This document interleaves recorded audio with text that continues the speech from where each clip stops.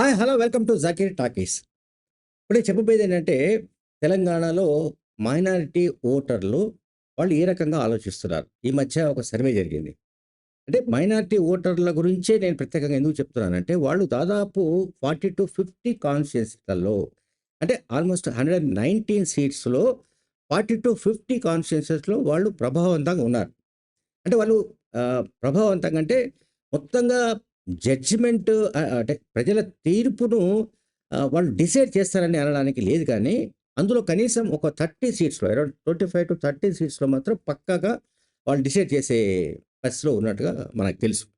So, ఈ మధ్య తాజాగా జరిపిన ఒక సర్వేలో మైనారిటీ ఓట్లు యాక్చువల్‌గా వీళ్ళు మైనారిటీలు గాని, దళితులు గాని అండ్ ఎస్సీ, ఎస్టీలు, ఆదివాసీలు ఇదంతా కూడా కాంగ్రెస్ పార్టీకి సంప్రదాయంగా ఉన్న ఓటు బ్యాంక్స్. అంటే Congress party history 135 years. So, Congress పార్టీకి సంప్రదాయంగా ఎన్నో ఏళ్ల నుంచి దశాబ్దాలుగా ఈ నేను చెప్పిన సెక్షన్స్ అన్నీ కూడా కాంగ్రెస్ పార్టీకి వెన్నుదన్నుగా ఉంటూ వస్తున్నాయి. సరే అనేక పరిణామాల వల్ల అందులో కొన్ని సెక్షన్స్ డివైడ్ అవుతూ వస్తున్నాయి. అంటే ఓటు బ్యాంకులు షిఫ్ట్ అవుతూ వస్తున్నాయి. ఇప్పుడు ఫర్ ఎగ్జాంపుల్ మనకు తెలంగాణ తీసుకుంటే, తెలంగాణ రాష్ట్రం ఏర్పడక ముందు ఉమ్మడి ఆంధ్రప్రదేశ్‌లో కూడా ఒక దశలో మైనారిటీ ఓటర్స్ కాంగ్రెస్‌కు ఉన్నప్పటికీ, మళ్ళీ బీసీలు, దళితులు తెలుగుదేశం పార్టీ వైపు షిఫ్ట్ అయిన సందర్భాలు చూసాం. సో, ఇదంతా కూడా ఒక నేపథ్యం. అయితే ఇప్పుడు తెలంగాణలో తాజాగా నేను చెప్తున్న ఈ సర్వేలో ఏంటంటే, మైనారిటీ ఓట్లు ఇదివరకు అంటే 2018కు ముందు వరకు అంటే తెలంగాణ రాష్ట్రం ఏర్పడ్డ తర్వాత ఇప్పటికి 3 అసెంబ్లీ ఎలక్షన్స్ జరిగాయి. 3 అసెంబ్లీ ఎలక్షన్స్. ఒకటి 2014, 2018, 2023. సో, ఇందులో 2014, 2018 ఆ రిజల్ట్స్ చూస్తే మైనారిటీ ఓటర్లు ఎక్కువ శాతం బీఆర్ఎస్ వైపు అంటే అప్పుడు టీఆర్ఎస్ ఉండింది. ఆ తర్వాత వాళ్ళు జాతిని ఉద్ధరించే పనిలో అంటే మొత్తం దేశాన్నే ఏలాలి. మనం ఈ రాష్ట్రం కాదయ్యా బాబు! ఈ రాష్ట్రం తెలంగాణ రాష్ట్రం అంటే చాలా చిన్నది. ఈ గ్రౌండ్ మనకు సరిపోదని కేసీఆర్ అనుకున్న కారణంగా వాళ్ళు పేరునే అందులో ఉన్న తెలంగాణ ఆత్మనే తీసి పారేసి భారత రాష్ట్ర సమితి అని పార్టీని పెట్టారు. అదొక different story. But TRS party ఉన్నప్పుడు జరిగిన 2 ఎలక్షన్స్‌లో కూడా మైనారిటీ ఓటర్లు, దళిత ఓటర్లు ఎక్కువగా కేసీఆర్ వైపు షిఫ్ట్ అయ్యారు. టీఆర్ఎస్ వైపు షిఫ్ట్ అయ్యారు. దీనికి అనేక కోణాలున్నాయి. అయితే ఇప్పుడొస్తున్న రిజల్ట్స్ ఇప్పుడొస్తున్న ఫలితాలేంటంటే, సర్వేలో వస్తున్న రిజల్ట్స్ ఏంటంటే, ఎక్కువ శాతం మైనారిటీలు ఇప్పుడు కాంగ్రెస్ వైపు చూస్తున్నట్టుగా రిపోర్ట్స్ వస్తున్నాయి.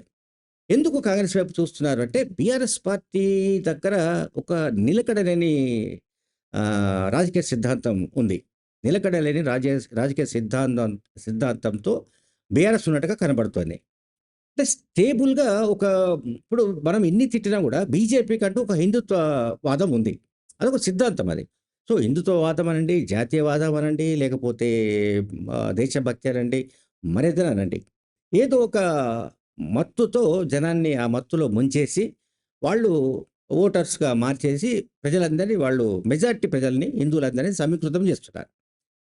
అట్లాగే ఈ తెలంగాణ రాష్ట్ర సమితి కూడా నిజంగా అదే పేరుతో ఉండి, ఉద్యమ పార్టీగానే కొనసాగి ఉంటే, దాని ఫలితాలు వేరేగా ఉండేవేమో. ఆయన ఎప్పుడైతే ఫక్తు రాజకీయ పార్టీ అని అనేసాడో, ఇక అక్కడి నుంచి మొత్తం ఈ బూర్జువా రాజకీయ పార్టీలకు లేదా ఉద్యమాలతో సంబంధం లేని పార్టీలకు ఏవైతే అవలక్షణాలు అంటామో, లేకుంటే ఇతర రోగ లక్షణాలు అంటామా, అవన్నీ టీఆర్ఎస్ కూడా వచ్చేసాయి. అందువల్ల 2023లోనే మైనారిటీ ఓటర్స్ ఆల్మోస్ట్ చాలా వరకు కాంగ్రెస్ వైపుకు షిఫ్ట్ అయినట్టుగా ఒక లెక్క ఉంది. ఇప్పుడు తాజాగా వస్తున్న సర్వే రిపోర్ట్స్ ప్రకారం కూడా మైనారిటీలు టువర్డ్స్ కాంగ్రెస్ వైపుకు షిఫ్ట్ అవుతున్నారు. ఎందుకంటే నేను ఇంతకుముందు చెప్పా బీఆర్ఎస్ పార్టీ యొక్క నిలకడలేని రాజకీయ సిద్ధాంతం అంటే ఇప్పుడు బీఆర్ఎస్ పార్టీ పార్టీని బీజేపీలో విలీనం చేయడానికి ఆల్రెడీ ప్రయత్నాలు జరిగాయి, జరుగుతున్నాయి. అటువంటి ప్రయత్నాలు అడ్డుకోవడానికి నేను ప్రయత్నించానంటూ ఆ పార్టీ అధినేత కేసీఆర్ కూతురే ఎవరో చెప్తే వేరేనండి. జకీర్ గారు చెప్పాడు, ఇంకోటి చెప్పారంటే అది ఎవరు నమ్మాల్సిన అక్కర్లేదు. బట్ స్వయంగా కవిత చెప్పారు కనుక ఇందులో ఏదో పక్కాగా సమాచారం పక్కా ఉంది. ఇది నమ్మాల్సిందే అని జనమంతా అనుకుంటున్నారు. సో, ఇది ఎంత పబ్లిక్‌లోకి ఎంత జనంలో బలంగా నాటుకుపోయిందంటే, మైనారిటీలకు ద్రోహం చేసే పార్టీగా ఇప్పుడు అది బీఆర్ఎస్ పార్టీ దోషిగా మైనారిటీల ముందు నిలబడే పరిస్థితి ఒకటి మనకు స్పష్టంగా కనిపిస్తుంది. ఇక్కడ బీజేపీ పట్ల మైనారిటీలు ఎవరు కూడా బీజేపీ వైపు షిఫ్ట్ అయ్యే అవకాశాలు లేవు. దాదాపు ఆల్మోస్ట్ 90%. అటువంటప్పుడు వాళ్ళు ఫర్ ఎగ్జాంపుల్ హైదరాబాద్ ఉంది. హైదరాబాద్‌లో మనకు 7 కాన్స్టిట్యూన్సీస్ ఉన్నాయనుకుందాం. ఏడిట్లో తరచూ మజ్లిస్ పార్టీ గెలుస్తూ వస్తుంటుంది. ఎందుకంటే అక్కడ ప్రాబల్యం వాళ్ళదెక్కువ.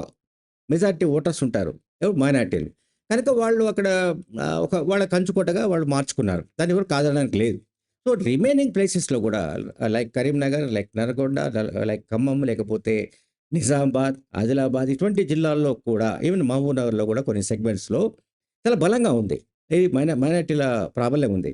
సో, అటువంటి చోట కూడా బీఆర్ఎస్ పార్టీ ఇప్పుడు అంటే ముందు నుయ్యి వెనక గొయ్యిలాగా ఉంది. అయితే బీజేపీతో మాకు ఎటువంటి సంబంధం లేదు అని చెప్పినా కూడా జనం నమ్మే పరిస్థితి లేదు. బికాజ్ ఎమ్మెల్సీ ఎన్నికల్లో పోటీ చేయకపోవడం వల్ల ఆ MLC graduate MLC, teachers MLC ఎన్నికల్లో బీజేపీ గెలిచింది. అట్లాగే లోక్సభ ఎలక్షన్స్‌లో 8 సీట్లు గెలవడానికి కారణం బీఆర్ఎస్ఏ అనేది బయట పెద్ద ఎత్తున ఆరోపణలున్నాయి. వాటికి స్పష్టంగా ఇప్పటిదాకా ఒక విధాన ప్రకటన అంటే బీఆర్ఎస్, బీజేపీ మధ్య ఎటువంటి పొత్తుండదని గానీ, లేకుంటే ఏ రకమైన అవగాహన ఉండదని గానీ ఎవరు చెప్పిన దాఖలాలు లేవు. ఈ మధ్యనే మాజీ మంత్రి హరీష్ రావు మాట్లాడుతూ బీజేపీ అని పేరు తీయకుండానే మేము ఒంటరిగానే నెక్స్ట్ ఎలక్షన్స్‌లో పోటీ చేయబోతున్నాం. అంటే 2028లో పోటీ చేయబోతున్నాము. 100 సీట్లు గెలిచి పారేస్తామని చెప్పాడాయన. బట్ ఇక్కడ నేను చెప్పదలుచుకునేది అంటే Harish Rao is not high command. BRS పార్టీకి హైకమాండ్ అంటే ఐదర్ కేసీఆర్ ఆర్ కేటీఆర్. హరీష్ రావు కాదు. హరీష్ రావు ఎన్ని విధాలుగా చెప్పినా, మేము ఎవరితో పొత్తు పెట్టుకోమని చెప్పినా, అసలు కేసీఆర్ మనసులో ఏముందో ఎవడికి తెలియదు. మళ్ళీ కేసీఆరే చెప్పాలి ఆ విషయం. నేను ఇట్లా అనుకుంటున్నాను, బీజేపీతో ఎందుకు వెళ్తున్నాను అనే ఒకవేళ, ఒకవేళ బీజేపీతో కలిసి వెళ్ళే పరిస్థితులు ఏర్పడ్డా కూడా దానికి దాన్ని సమర్థించుకునే విధమైన నైపుణ్యం కూడా కేసీఆర్ దగ్గర ఉంది. అది కూడా మనం గుర్తించుకోవాలి. సో, ఇప్పుడేంటంటే మామూలుగా నేను చెప్పేదేంటంటే, ఇప్పుడు ఈ హైదరాబాద్ సిటీకి సంబంధించిన 7 కాన్స్టిట్యూన్సీ మనం అనుకుంటున్న ఎంఐఎం గెలిచే సీట్లలో హిందువుల ఓట్లను పోలరైజ్ చేసే పనిలో వీళ్ళు బాగా ఉన్నారు. బీజేపీ ప్రయత్నాలు చేస్తుంది. సో, రిమైనింగ్ 41 కాన్స్టిట్యూన్సీలలో అంటే 41 నియోజకవర్గాలు ఔట్ ఆఫ్ 119కి 41 కాన్స్టిట్యూన్సీస్‌లో దాదాపు ప్రతి నియోజకవర్గంలో 20,000-25,000 మందికి పైగా మైనారిటీ ఓటర్లు ఉన్నారని మనం అర్థం చేసుకోవాలి. ఓటు బ్యాంకు ఒక కాన్స్టిట్యూన్సీలో 20,000-25,000 ఉన్నారంటే అది తక్కువ సంఖ్య కాదది. ఖచ్చితంగా డిసైడింగ్ ఫ్యాక్టర్‌గా కూడా అనుకోవచ్చు. 41 కాన్స్టిట్యూన్సీస్. ఉదాహరణకు ఒక షేర్లింగపల్లి కాన్స్టిట్యూన్సీలోనే 7,00,000 ఓటర్లలో కనీసం 2-3 లాక్స్ మైనారిటీస్ ఉన్నట్టుగా ఒక లెక్క వచ్చింది. అందువల్ల ఏంటంటే మీకు ఈ జిల్లాల్లో కొన్ని జిల్లాల్లో హైదరాబాద్‌తో పాటుగా మిగతా జిల్లాల్లో కూడా ఖచ్చితంగా మైనారిటీస్ అంటే 20-25 కాన్స్టిట్యూన్సీస్‌లో అయినా సరే వాళ్ళు డిసైడ్ చేసే పరిస్థితులు మనకు కనిపిస్తున్నాయి. అటువంటప్పుడు ఏం జరుగుతుందంటే అంటే ఇదంతా సరే ఈ రీసెంట్‌గా జరిగిన సర్వేలో ఒకటి ప్రధానంగా వచ్చిన సారాంశం అంటే రిజల్ట్ ఏంటంటే మైనారిటీ ఓటర్లు గతంలో ఆహ్, లైక్ షాదీ ముబారక్ కావచ్చు, ఇంకోటి కావచ్చు, ఇంకోటి కావచ్చు కొన్ని సంక్షేమ కార్యక్రమాల వల్ల కేసీఆర్ వైపుకు షిఫ్ట్ అయినప్పటికీ అదంతా కూడా బూటకమని రేవంత్ రెడ్డి ప్రభుత్వం చాలా పెద్ద ఎత్తున ప్రచారం చేస్తున్న కారణంగానో, లేకుంటే ప్రజల్లో కాంగ్రెస్‌కు సానుకూల పరిస్థితులు ఏర్పడుతున్న కారణంగానో మైనారిటీ ఓటర్లు ఈ కాంగ్రెస్ వైపు షిఫ్ట్ అవుతున్నట్టుగా కనబడుతోంది. వన్స్ బీజేపీ బీఆర్ఎస్ మధ్య అవగాహన లేదని ఇంతకుముందు నేను చెప్పా విషయం. ఎన్ని సార్లు ఎవరు ఎన్ని నెత్తి నోరు బాదుకున్న బీఆర్ఎస్ నేతలు ఇంక్లూడింగ్ కేసీఆర్ జనం అయితే నమ్మే పరిస్థితి లేదు. ఆ రెండిటి మధ్య ఏదో అవగాహన ఉందని నమ్ముతున్నారు బలంగా. సో, ఇది మైనారిటీ ప్రజల్లో కూడా బలంగా వెళ్ళిపోయింది. కనుక వాళ్ళు ఈ బీజేపీతో ఉండే పార్టీతో ఎట్టి పరిస్థితిలో వాళ్ళు ఆ పార్టీకి ఓట్లు వేసే అవకాశం లేదు. బీజేపీకి ఎంత నష్టం జరుగుతుందో ఈ మైనారిటీ ఓటర్స్ ఉన్న కాన్స్టిట్యూన్సీలలో బీఆర్ఎస్‌కు అంతకంటే ఎక్కువ నష్టం జరిగే అవకాశం ఉంటుంది. Thank you very much.